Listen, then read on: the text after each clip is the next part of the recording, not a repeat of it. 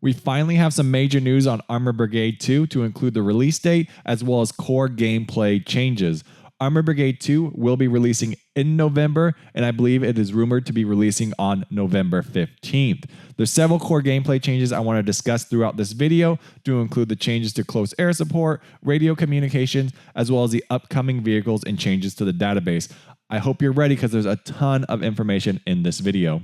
In Armor Brigade 1, the primary method for helicopter close air support was the pop-up tactic, which means your helicopters would dip below a tree line or below cover, pop up, and engage a target. They've added another feature or another mechanic known as the flyover. Here you have several helicopters approaching a hostile objective, flying towards it, launching their hellfires, and then banking and turning away from the hostile area. This is going to change up the gameplay quite a bit. Fixed-wing aircraft have also received additional mechanics as well. Here we're watching a fixed-wing aircraft approach a hostile target, and then they're going to lob munitions at it. So before in Armor Brigade 1, you generally call your fixed-wing aircraft on the battlefield. They'd come in, just identify targets, drop some munitions, and then egress the battlefield. Here, this gives you a bit more flexibility and a bit more tactics on how you want to use your fixed-wing aircraft, so you can kind of spot a location and then drop munitions on that specific spot, which is a highly requested feature everyone's been asking for, to include myself. I think it'll be interesting to see how effective these flyover tactics are going to be on the battlefield.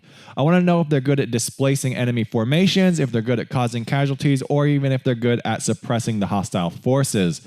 It's also interesting to note this could be primarily used as a Soviet tactic or just allow more flexibility with their weapon systems.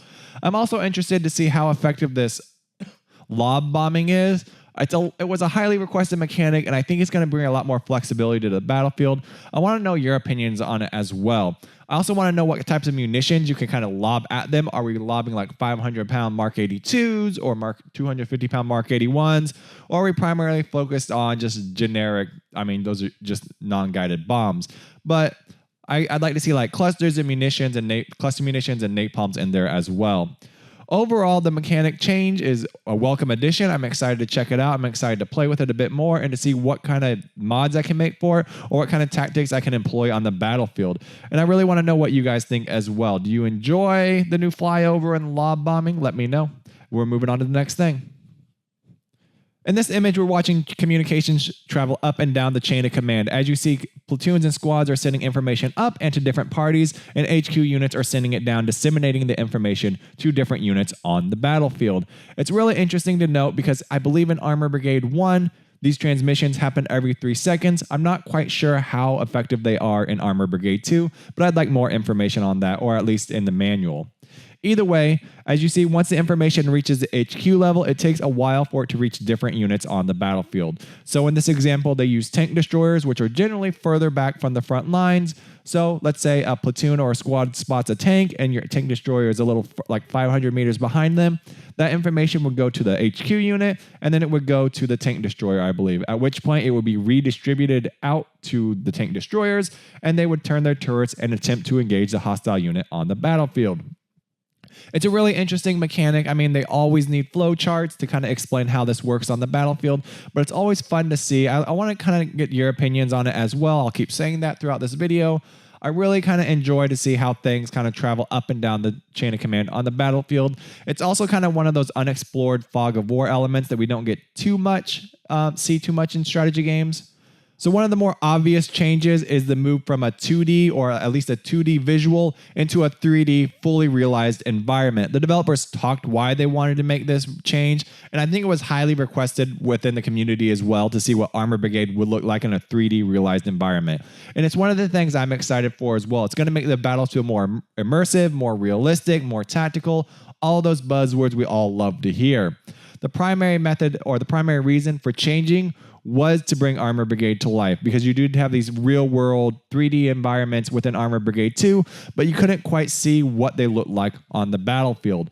Now you can see the rolling hills, you can zoom in, you can zoom out, you can kind of see where your units are positioned on the battlefield, how to place them behind cover, manage your lines of sight a lot more effectively, and it's really, really, really cool. And it's one of the reasons why I'm excited for Armor Brigade 2, because it's going to add a lot more tactical depth, and it's going to add a lot more immersion. Also, it's going to make the comprehensive command and control features a bit more understandable. The massive real-world terrains are going to be super amazing to look at, in my opinion, to see some of these like Cold War battlefields fully realized on the field once again. Because you can kind of see the terrain, it's more manageable. You can see how you're going to move your units through it.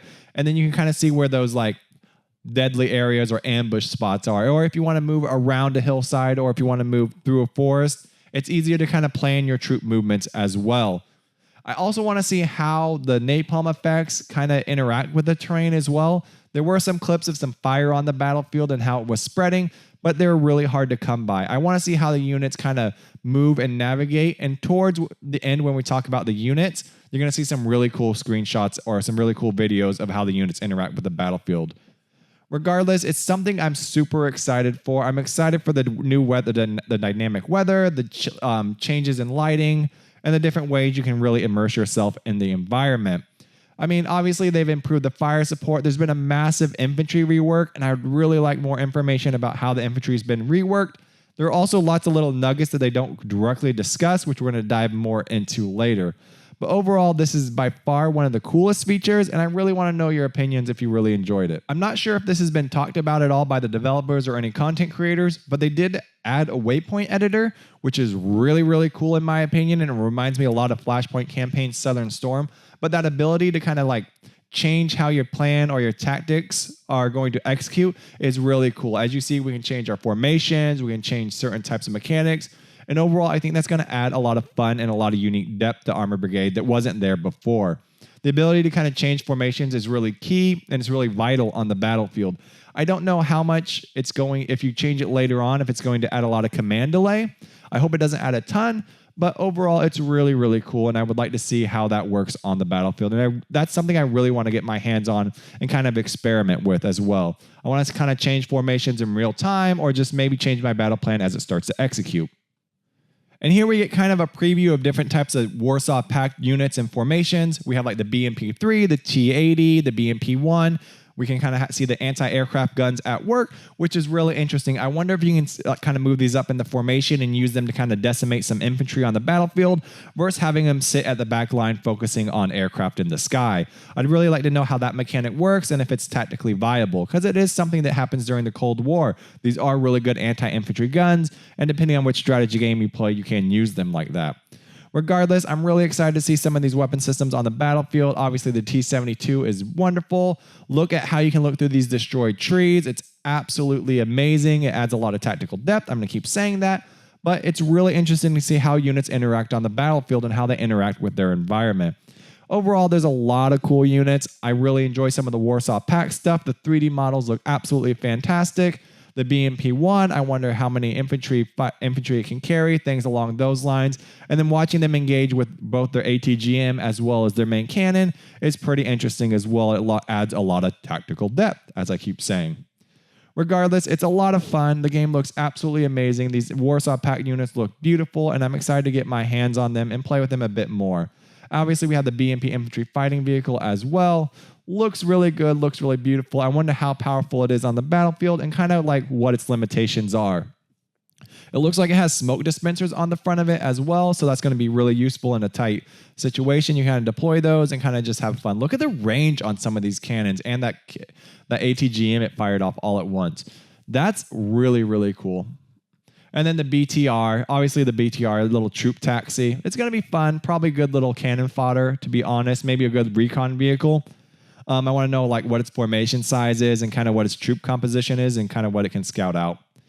But that's going to be really interesting. Warsaw Pact, it's pretty cool to look at, pretty fun to play with. Right, moving into the American forces, I mean, I'm really excited for the NATO forces, the American forces in general. Let me know what forces you're excited about. I mean, so far we've only seen Warsaw Pact and NATO, but I mean, watching these units kind of engage hostiles on the battlefield it's just fun, man. It's so immersive. It's so fun watching the smoke fall. It's fun watching the Bradleys engage. I really want to know if there's different variants of the M113 or if we're just going to be rolling around with this 50 cal on. But man, these American forces, they look so, so good on the battlefield. You actually see a lot of troop movement too. So you can kind of see that infantry kind of moving around on the battlefield, moving between buildings. And it really does look like a fun, like grand tactical game, especially with the size of the battles. Armor Brigade is truly something that is unique and kind of more fun to play than most other war games, in my opinion. Like the amount of tanks on the battlefield, the size of the battles, and just like the overall scale is really, really cool. And obviously there's so many different types of tanks with the US forces. There's so many different types of weapon systems with the Warsaw Pact. It's going to be insane on the battlefield. And I'm really looking forward to seeing how these units interact and kind of engage with each other and how they perform like on this massive scale. I want to see if like the NATO like high technology, like more modern tactics are able to overwhelm the Warsaw Pact units and their kind of massive size and different tactics they use. I mean, obviously the M60 battle tank's super, super cool. I mean, the M1 Abrams is fun to use. It's fun to look at, the smoke generators, things like that. I mean, even like the skyboxes look really, really good in these videos. Like kind of like that overcast, either like sunset or like early morning operation feel. The fires on the battlefield, it's super awesome. And overall, I really want to see really how these units interact on the battlefield and how they're able to navigate the terrain. I mean, look at some of these classics we have. I want to know like if these cook off, how many shells they can take, how they stand toe-to-toe with the T-80s and T-72s. And if you guys enjoyed this video, if you're looking forward to Armor Brigade 2, please like, comment, subscribe, all those popular things. If you really like the gameplay, if you like watching the tanks interact with the environment, make sure you share the video. I truly want to know your opinions because there's a lot in this video to digest. There's a lot about Armor Brigade we don't know, and I really want to know if it's scratching that tactical itch and if it kind of looks just as immersive to you or if it's kind of missing something that you would like to see. Really let me know what you think of the changes to the air support and the changes to the battlefield in general. And I really want to know what the infantry rework's like. Do you enjoy Armor Brigade? Is it fun? Is it accessible? Are you looking forward to it? Because in my opinion, Armor Brigade 2 looks extremely accessible and extremely fun. Remember guys, like, comment, subscribe. Let me know what you think. Peace.